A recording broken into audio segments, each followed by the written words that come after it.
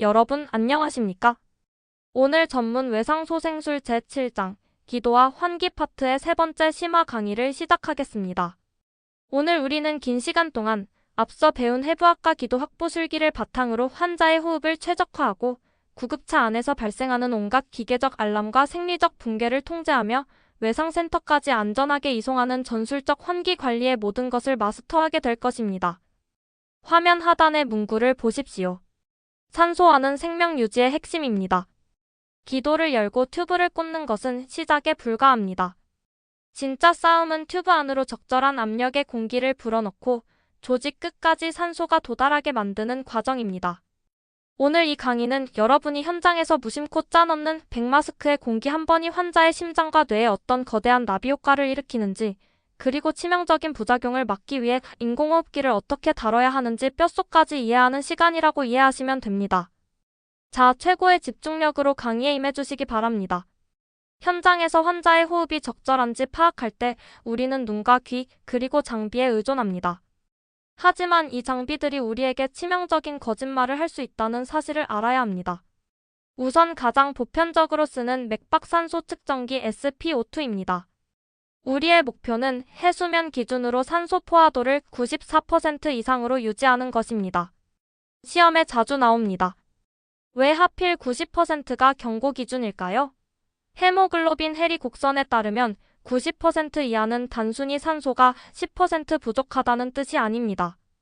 90% 밑으로 떨어지는 순간부터 산소 불포화가 낭떠러지처럼 급격하게 추락하는 전환점이기 때문입니다. 하지만 여기서 헷갈리기 쉬운 부분이자 실무에서 가장 위험한 함정이 있습니다. 맥박산소 측정기의 수치를 절대 맹신하지 마십시오. 대량 출혈로 인한 쇼크, 추운 환경에서의 저체온증, 적혈구 자체가 부족한 빈혈, 그리고 기계가 산소로 착각하는 일산화탄소 중독 상황에서는 환자의 조직이 산소 부족으로 죽어가고 있어도 기계는 정상 수치를 띄울 수 있습니다.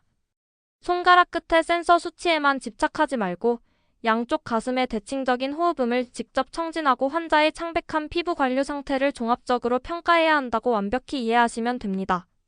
환자의 튜브 위치와 환기 상태를 파악하는 가장 완벽한 표준 장비인 파형호기말 이산화탄소 분압 측정 ETCO2입니다. 정상적인 파형은 모니터의 네모난 형태로 나타나며 정상 범위는 35에서 45mm 머큐리입니다. 파형의 위쪽이 평평하게 유지되는 고원 플래토 형성은 폐포에서 효과적인 공기 교환과 환기가 완벽히 일어나고 있다는 것을 의미합니다. 반면 우측 그림처럼 파형이 바닥으로 떨어져 버린다면 기도가 폐쇄되었거나 기관내관이 식도로 이탈되었다는 치명적인 신호입니다. 구분해서 기억하세요. 외상 현장에서 매우 중요한 생리학적 인사이트입니다. 말초 관류가 양호할 때는 ETCO2 수치가 동맥혈 이산화탄소 분압 PaCO2와 거의 일치합니다. 하지만 쇼크 상태에 빠진 중증 다발성 외상 환자의 경우 환자의 실제 몸속 이산화탄소 수치 PaCO2는 모니터에 뜨는 ETCO2 수치보다 2에서 5mm 머큐리 더 높게 유지된다는 점을 명심하셔야 합니다. 폐포로 들어가는 산소의 양을 극대화하기 위해 현장에서 가장 흔히 쓰는 두 가지 장비입니다. 두 장비의 특성과 적용 환자를 명확히 구분해서 기억하세요. 첫째, 코삽입관 나잘 캐뉼라입니다. 콧구멍에 가벼운 관을 끼워 분당 2에서 6리터의 유량으로 주며 흡입산소 농도 FiO2는 약 0.4-40% 정도를 제공합니다. 숨쉬기 힘들어하지 않는 비교적 경증 환자에게 적합합니다. 둘째, 비제호흡 마스크입니다. 심한 외상 환자에게 고농도의 산소를 줄 때 사용합니다. 실무에서 빈번하게 일어나는 실수입니다. 비제호흡 마스크 밑에 달린 저장 주머니 리저버 백은 환자의 얼굴에 씌우기 전에 산소로 빵빵하게 부풀려 놓아야 하며 숨을 쉴 때도 항상 부풀어 있어야 합니다. 만약 환자가 숨을 들이마실 때 주머니가 완전히 쪼그라든다면 그것은 산소 유량이 부족하여 환자가 극심한 공기 기근에 시달리고 있다는 뜻이므로 즉시 산소 유량을 최고로 올려야 합니다. 하단의 주황색 줄의 박스를 보십시오. 과거에는 무조건 100% 산소를 쏟아부었지만 지금은 다릅니다. 산소 포화도가 94%를 넘겼다면 산소 농도를 하향 조절해야 합니다. 장기간의 지나친 고산소혈증은 오히려 세포의 산화 손상을 유발하므로 적정선을 유지하는 것이 최신 트렌드임을 잊지 마십시오. 환자가 스스로 적절한 호흡을 하지 못할 때 우리는 백마스크 BVM을 이용해 보조 환기를 제공해야 합니다. 성인의 정상 호흡수는 분당 10에서 12회입니다. 1회 환기량은 얼마를 주어야 할까요? 과거처럼 100을 끝까지 꽉 쥐어짜는 것은 절대 금물입니다. 환자의 이상 체중을 기준으로 킬로그램당 5에서 7ml, 즉 눈으로 보았을 때 환자의 가슴이 눈에 띄게 살짝 상승할 정도의 양만 짜 넣어야 합니다. 이 슬라이드에서 가장 중요한 골든 룰입니다. 무조건 암기하십시오. 과도한 압력과 빠른 속도로 환기하는 것은 병원 전 단계에서 가장 흔히 저지르는 치명적 실수입니다. 세게 짜 넣으면 공기가 저항이 적은 식도와 위장으로 강제로 밀려 들어갑니다. 위가 빵빵하게 팽창하면 결국 환자는 구토를 하게 되고 그 구토물이 폐로 빨려 들어가는 끔찍한 흡인 아스피레이션 사고가 발생합니다. 가슴이 부풀어 오를 정도만 부드럽게 짜주어야 하며 가능하면 한 명은 양손으로 마스크를 완전히 밀착 시 이 그립 또는 이씨 테크닉을 시키고 다른 한 명이 100을 짜는 2인 시술이 가장 이상적인 전술입니다. 자, 오늘 강의를 통틀어 가장 핵심적이고 충격적인 생리학적 진실을 마주할 시간입니다. 시험에 무조건 출제되는 원리이니 철저히 이해하십시오. 왼쪽의 자발 호흡을 보십시오. 우리가 평소에 숨을 들이마시면 가로막이 내려가면서 흉곽 내에 음압 진공이 생깁니다. 이 음압은 공기만 빨아들이는 것이 아니라 전신에 퍼져있는 정맥 피를 심장으로 쭉쭉 끌어당기는 펌프 역할 즉 정맥 환류 증가를 합니다. 그런데 오른쪽의 양압 환기를 보십시오. 백마스크나 인공호흡기로 공기를 억지로 밀어넣으면 가슴 안은 커다란 양압 상태로 변합니다. 가슴 안의 압력이 높아지니 몸통에 있던 피가 가슴 속 심장으로 들어오지 못하게 됩니다. 즉 정맥 환류 감소로 이어집니다. 심장으로 피가 안 들어오니 당연히 심장이 뿜어낼 피도 적어져 환자의 혈압이 급격히 떨어집니다. 하단의 붉은색 경고를 뼈에 새기십시오. 출혈이 심해 피가 부족한 저혈량증 하이포볼레미아 외상 환자에게 무턱대고 강한 양압 환기를 가하면 어떻게 될까요? 가뜩이나 부족한 피가 심장으로 아예 돌아오지 못해 기도 삽관 직후 환자는 치명적인 저혈압과 혈량 저하 심정지 카디악 어레스트를 맞이하게 됩니다. 양압 환기는 외상 환자에게 양날의 검임을 절대 잊어선 안 됩니다. 구급차에서 사용하는 이동식 인공호흡기의 두 가지 주요 환기 모드입니다. 각 모드의 특징과 위험성을 명확히 구분해서 기억하세요. 첫 번째는 보조 제어 환기 ANC 어시스트 컨트롤 모드입니다. 병원 전 이송 시 가장 널리 쓰입니다. 설정된 속도대로 기계가 숨을 불어넣어줍니다. 그런데 환자가 중간에 아주 살짝만 숨을 쉬려는 시도를 해도 기계는 무조건 설정된 전체 1회 호흡량을 쾅하고 밀어넣습니다. 환자가 불안해서 숨을 헐떡거리면 기계가 계속 전체 용량을 쏘아대므로 치명적인 과호흡과 폐 과팽창이 발생할 위험이 아주 큽니다. 두 번째는 간헐필수 환기 IMV 모드입니다. 기계가 설정된 횟수만큼은 보장해서 넣어주지만 그 사이에 환자가 스스로 숨을 쉬려고 하면 기계가 전체 용량을 쏘는 것이 아니라 환자가 스스로 당기는 힘 용량만큼만 공기를 허용합니다. 환자의 자발 호흡을 어느 정도 허용하므로 어시스트 컨트롤 모드에 비해 과호흡의 위험을 크게 줄여주는 안전한 특징이 있다고 이해하시면 됩니다. 심정지나 기도 삽관 환자를 구급차 인공호흡기에 연결할 때의 초기 설정값입니다. 이 수치들은 국가고시 실기 및 필기 표준이므로 정확히 외우셔야 합니다. 1회 호흡량 타이발 볼륨은 환자의 겉보기 덩치나 체지방이 아니라 성별과 키를 바탕으로 한 이상 체중을 기준으로 킬로그램당 5에서 7ml를 설정합니다. 호흡수 레이트는 성인 기준 분당 10에서 12회로 설정합니다. 너무 빠르면 과호흡으로 혈압이 떨어집니다. FiO2 흡입 산소 농도는 처음에는 100%로 시작하여 맥박산소 측정기 SpO2가 94%를 초과하여 유지되는 선에서 최소 농도로 서서히 줄여갑니다. 고압 경보는 헷갈리기 쉬운 부분입니다. 정상적으로 폐가 팽창하는데 필요한 최고 압력보다 약 10cm 수도 높게 알람을 설정합니다. 일반적으로 28cm 수도 부근에 적용합니다. 만약 알람 수치를 40cm 수도 이상으로 올려버리면 폐에 무지막지한 압력이 가해져 폐포가 터지고 기흉 압력 손상이 발생할 위험이 극도로 높아집니다.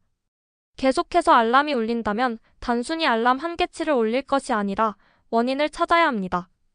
PEP 호기말 양압은 환자가 숨을 완전히 내쉰 후에도 폐포가 찌그러지지 허탈하지 않도록 기도에 약간의 양압을 남겨두는 기능입니다. 초기에는 우리가 정상적으로 목구멍에서 유지하는 생리학적 수준인 5cm 수두로 설정합니다. 하지만 우측의 PEP 상승의 위험성 3가지는 시험에 단골로 출제됩니다. 완벽하게 구분하십시오. 산소 수치가 안 오른다고 PEP를 무작정 올리면 어떻게 될까요? 첫째, 앞서 배운 대로 흉곽 내 압력이 더욱 상승하여 심장으로 피가 못 돌아와 치명적인 혈압 저하가 발생합니다. 출혈 환자에게 쥐약입니다. 둘째, 가슴 압력이 높아지면 머리에서 목을 타고 내려와야 할 피가 가슴으로 내려오지 못해 머리에 피가 정체됩니다. 즉, 뇌부종이 있는 뇌손상 환자의 두개 내압 ICP가 급격히 상승하여 뇌탈출을 유발합니다. 셋째, 폐포에 지속적인 강한 압력이 걸림으로 폐포가 찢어져 기흉 발생 위험이 현저히 증가합니다. 외상 환자에게 PEP는 철저한 모니터링 하에 아주 신중하게 써야 한다고 명심하십시오. 이송 중 갑자기 환자의 산소 포화도가 떨어지고 인공호흡기에서 고압 알람이 미친 듯이 울립니다. 이때 원인을 찾는 전술적 알고리즘이 바로 DOP 프로토콜입니다. 실무 생존 공식입니다. 각 알파벳을 정확히 외우십시오. D 디스플레이스먼트 변이는 기관내관이 빠졌거나 너무 깊이 들어간 경우입니다. 치아 아케이드와 튜브의 눈금 거리가 튜브 굵기의 3배 예를 들어 7.5 튜브면 22cm 부근인지 확인합니다. O obstruction 폐색입니다. 튜브가 꺾였거나 끈적한 갈에 피로 꽉 막힌 경우입니다. 흡인 카테터를 넣어 확인합니다. P 누머소락스 기흉입니다. 부러진 갈비뼈나 양압 환기의 부작용으로 기흉이 생겨 폐가 쪼그라든 경우입니다. 양쪽 가슴을 청진하여 소리가 안 들리면 즉각적인 바늘감압술을 고려해야 합니다. 이퀴먼트 장비입니다. 인공호흡기 자체의 고장이나 산소 고갈입니다. 하단의 주황색 룰을 보십시오. 시험에 100% 나옵니다. 인공호흡기 알람이 울리면 기계 버튼을 누르며 씨름하지 마십시오. 가장 먼저 해야 할 1순위 행동은 환자에게서 즉시 기계를 분리하고 여러분의 손으로 직접 백마스크 BVM 수동 환기를 실시하며 문제를 찾는 것입니다. 기계를 믿지 말고 여러분의 손끝 감각을 믿으십시오. 기도 삽관이 되어 있거나 인공호흡기를 달고 있는 환자가 의식이 조금씩 깨어나 기계와 싸우기 시작하는 것을 비동조 에이싱크런이라고 합니다. 환자가 인공호흡기 박자에 맞추지 않고 기침하고 버티면 흉곽 내 압력이 폭발적으로 치솟아 극심한 저산소 증가 뇌압 상승을 유발합니다. 이를 해결하기 위해 진정제 투여가 필수적입니다. 병원 전 환경에서는 효과가 빠르고 가역적인 프로포폴, 에토미데이트, 케타민, 프리세덱스 등을 상황에 맞게 사용합니다. 우측 하단의 적색 경고를 가슴 깊이 새기십시오. 의료사고의 핵심입니다. 환자가 너무 심하게 발버둥 쳐서 감당이 안 된다고 진정제 세데이션으로 환자의 의식을 완전히 재우지도 않은 상태에서 호흡 근육을 마비시키는 신경근 차단제 근이완제를 절대 네버 투여해서는 안 됩니다. 의식이 멀쩡한 채로 온몸의 근육만 마비되어 숨이 막혀 죽어가는 끔찍한 공포를 환자에게 겪게 하는 명백한 범죄 행위임을 완벽하게 이해하셔야 합니다. 도심이 아닌 시골이나 병원 간 장거리 이송을 할 때 준비해야 할 생존 로직입니다. 첫 번째, 산소 계산입니다. 환자가 목적지까지 가는데 필요한 산소량을 분당 유량과 이송 시간으로 계산합니다. 그리고 여기서 끝이 아닙니다. 헷갈리기 쉬운 원칙입니다. 계산된 예상 소요량에 무조건 50%의 여유분을 더 얹어서 구급차에 싣고 출발해야 합니다. 교통체증, 사고, 우회 등 현장의 변수는 예측 불가능하기 때문입니다. 두 번째, 이송 중 필수 모니터링입니다. SpO2와 더불어 폐포 환기를 가장 정확히 보여주는 파형 호기말 이산화탄소 분압 EtCO2 화면에서 이송 내내 눈을 떼서는 안 됩니다. 세 번째, 환자를 구급차 들것에 싣고 내리거나 자세를 바꿀 때마다 튜브가 폐 깊숙이 밀려 들어갔거나 빠지지 않았는지 튜브 깊이를 계속 재확인해야 합니다. 마지막으로 양압 환기를 받으며 덜컹거리는 구급차로 이송되는 외상 환자는 언제든 단순 기흉이 생명을 위협하는 긴장성 기흉으로 악화할 수 있으므로 청진기와 혈압계를 수시로 확인하며 진행 가능성을 지속 평가해야 합니다. 여러분 개인의 훌륭한 술기도 중요하지만 응급의료 시스템 전체가 발전하려면 지속적 품질 개선 CQI 프로그램이 반드시 제대로 작동해야 합니다. CQI는 무한히 반복되는 4단계 사이클입니다. 현장에서 예상치 못한 사건이나 오류를 식별 아이덴터파이하고 원인을 분석 애널라이즈하며 교육이나 프로토콜 수정으로 구현 임플러먼트한 뒤 이 수정이 효과가 있는지 다시 재분석 리 애널라이즈하는 끝없는 과정입니다. 기도 관리에서 집중적으로 보는 주요 지표는 현장에서의 삽관 시도 횟수, 식도 삽관 발생 시 조기인지 여부, RSI 약물 사용 프로토콜 준수율 등입니다.